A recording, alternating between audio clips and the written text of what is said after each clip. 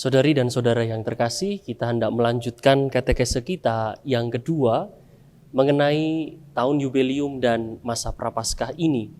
Minggu yang lalu kita sudah memulai bagaimana katekese tentang kisah dari seorang Yusuf di Perjanjian Lama, yang mana dia mengalami banyak peristiwa dalam hidupnya.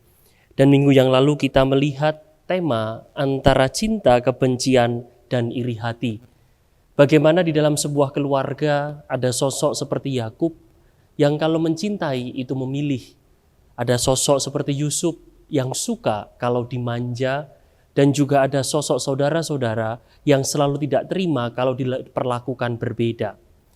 Lalu pada akhir cerita kemarin dikisahkan bagaimana Yusuf dijual menjadi seorang budak, bahkan menjadi budak yang baik, sampai dia menolak godaan dan ajakan dari istri tuannya yang bernama Potifar tuannya, dan disitulah kemudian dia masuk ke dalam penjara. Hari ini kita akan memulai kisah Yusuf selanjutnya. Bagaimana seorang Yusuf yang dimasukkan ke dalam penjara karena ketulusannya, karena juga kecerdasan serta kemampuannya untuk membaca tanda-tanda dari Allah, membuat dia selamat. Dikisahkan bagaimana Allah menyertai Yusuf secara tidak langsung tetapi secara perlahan menunjukkan rencananya.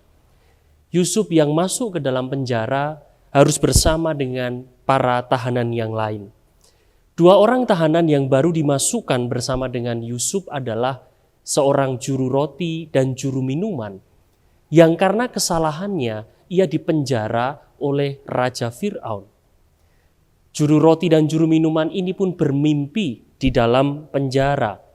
Dan pada saat ia bermimpi, Yusuf mampu menginterpretasikan, menerjemahkan mimpi itu, dan ternyata semuanya terbukti. Yusuf yang pada waktu itu tidak dikenal, menjadi dikenal karena kelihayannya di dalam membaca tanda-tanda yang diberikan Tuhan melalui mimpi juru roti dan juru minuman. Singkat cerita, juru roti dan juru minuman ini terbebas dari penjara.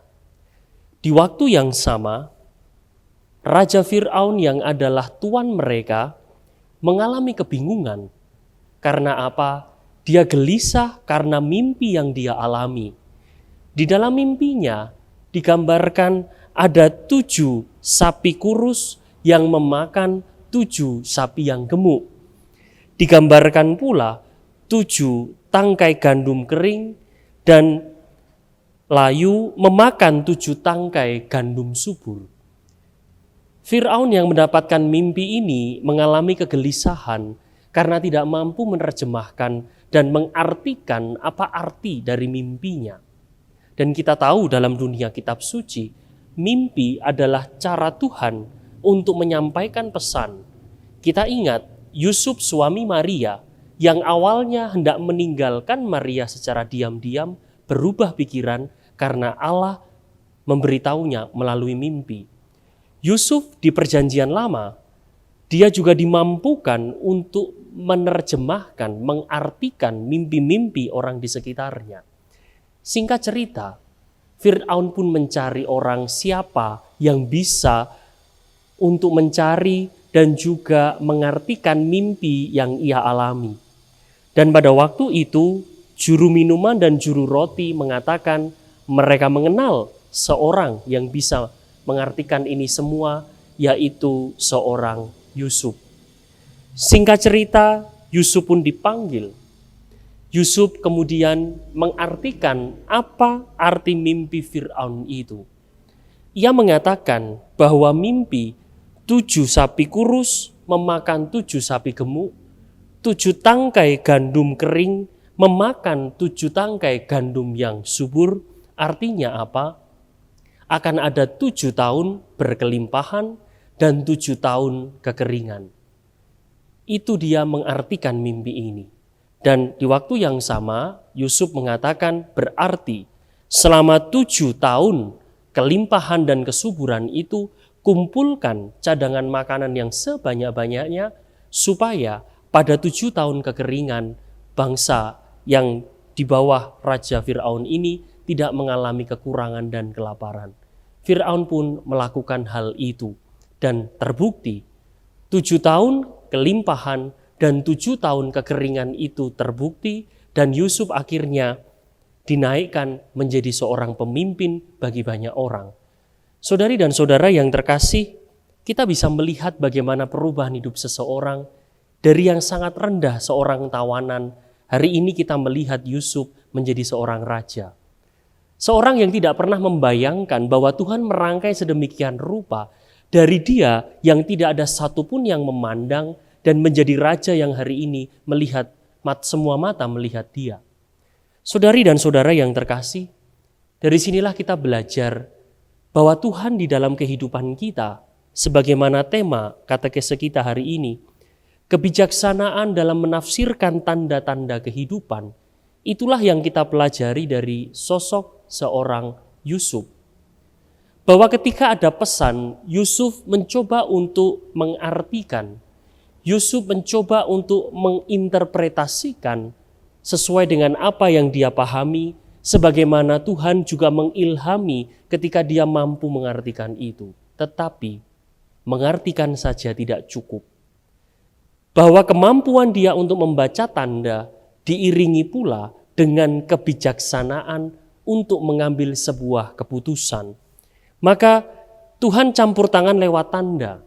Yusuf mengartikan tanda itu, dan di waktu yang sama Yusuf harus mengambil tindakan dari apa yang dia artikan. Maka dari itu, tahu saja tidak cukup.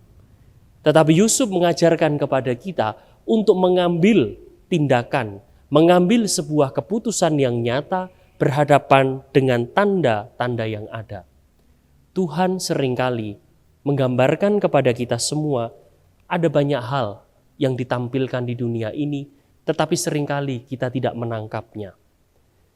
Dari seorang Yusuf yang penuh dengan kepameran, Yusuf yang selalu mengumbar apa yang dia miliki, Yusuf yang kemudian membuat iri banyak orang, hari ini bertransformasi menjadi seorang Yusuf yang bijaksana, yang mampu menafsirkan tanda-tanda. Tidak hanya itu, tetapi juga mampu mengambil keputusan berhadap tanda-tanda itu. Maka saudari dan saudara yang terkasih, hari ini kita diajak pada katekese yang kedua, bahwa Tuhan seringkali menebarkan dan memberi tanda yang tidak selalu kemudian nyata dan terlihat secara jelas. Tetapi kita diajak seperti Yusuf untuk mencoba, untuk merenungkan, membaca tanda-tanda itu, dan disitulah kemampuan akal budi dan kebijaksanaan kita digunakan. Maka dalam tahun Yubelium, salah satu hal yang diingatkan oleh Paus Fransiskus adalah bagaimana akal budi, kebijaksanaan dan ketulusan itu diterangi dengan yang namanya iman, harapan, dan kasih.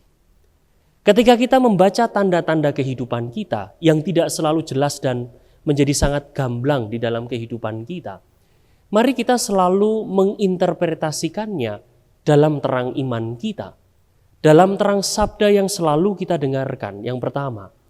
Yang kedua, mari kita interpretasikan bagaimana semua itu dengan penuh pengharapan, sebagaimana pesan dari tahun Yubelium. Orang yang putus asa dan orang yang berpengharapan menjadi sangat berbeda ketika membaca sebuah tanda.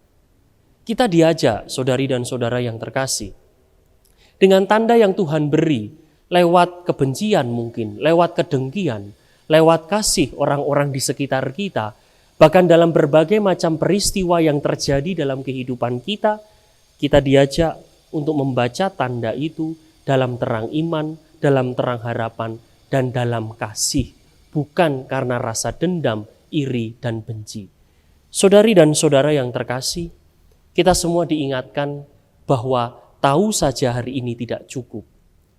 Kita harus tahu juga memahami apa yang harus kita lakukan, dan itulah yang Tuhan berikan kepada kita.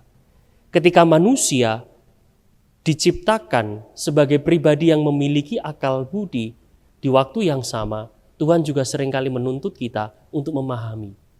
Karena kita diberi bekal yang cukup untuk memahami itu, dan kebijaksanaan dalam hati yang terus-menerus untuk digunakan. Maka saudari dan saudara yang terkasih, berbekal dari itu semua, mari kita kemudian tidak cukup untuk membaca, melihat, mengalami saja.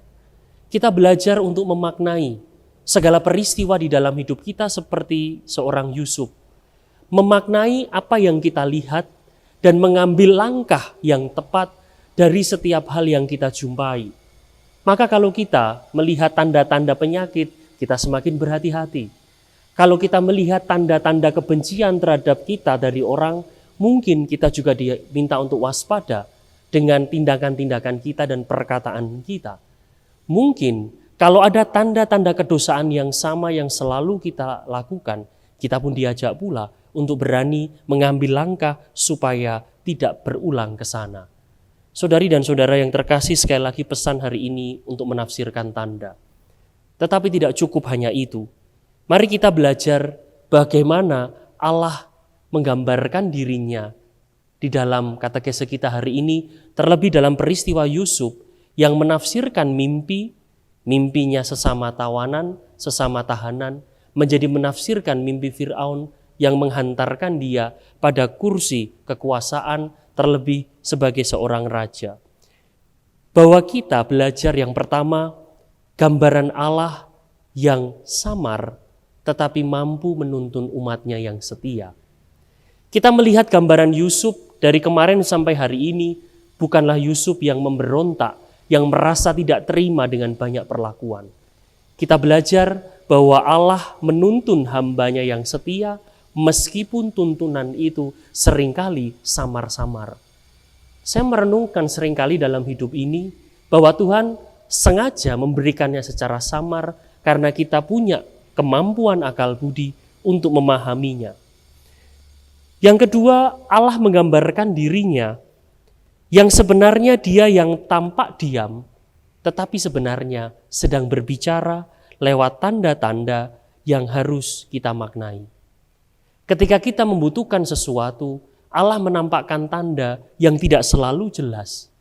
Dan kalau bahasa saya, ketika kita lapar, Tuhan tidak memberikan kita ikan, tetapi kailnya untuk memancing. Itulah tanda. Bahwa tanda harus diinterpretasikan dan diartikan dalam terang iman, harapan, dan kasih. Dan yang ketiga, yang terakhir, bagaimana gambaran Allah hari ini? Allah yang bisa menggunakan siapapun untuk menjadi sarana dalam melaksanakan karya keselamatannya di dunia. Siapa yang menyangka Yusuf yang dipenjara menjadi raja dan dia menyelamatkan kelaparan banyak orang. Tuhan bisa menggunakan siapapun di antara kita. Serendah dan seterpuruk apapun kita, Tuhan tidak menutup mata bahwa ada ketulusan, ada kesetiaan, dan ada kebijaksanaan yang terus-menerus kita harus upayakan di dalam kehidupan kita. Maka saudari dan saudara yang terkasih, hari ini kita diperlihatkan perjalanan penyertaan Tuhan melalui tanda-tanda yang Yusuf sendiri mampu untuk menerjemahkan, mengambil langkah, dan memberi keselamatan kepada banyak orang. Kita pun diundang hal yang sama. Biarkan Tuhan memberikan tanda dengan caranya, tapi mari kita dengan kebijaksanaan, dengan kecerdasan, dan dengan apa yang Tuhan beri, mari kita semakin mampu memaknai itu dan mengambil langkah yang tepat. Karena Tuhan seringkali menampakkan rencana dan dirinya secara samar-samar, kita yang harus mengartikan Tuhan yang tampak diam sebenarnya sedang menyertai umatnya, dan Tuhan bisa menggunakan siapapun di dunia ini untuk melaksanakan karya dan rencananya. Maka pada sore hari ini kita akan bersama-sama untuk jalan salib dengan tema kesetiaan dan kebijaksanaan.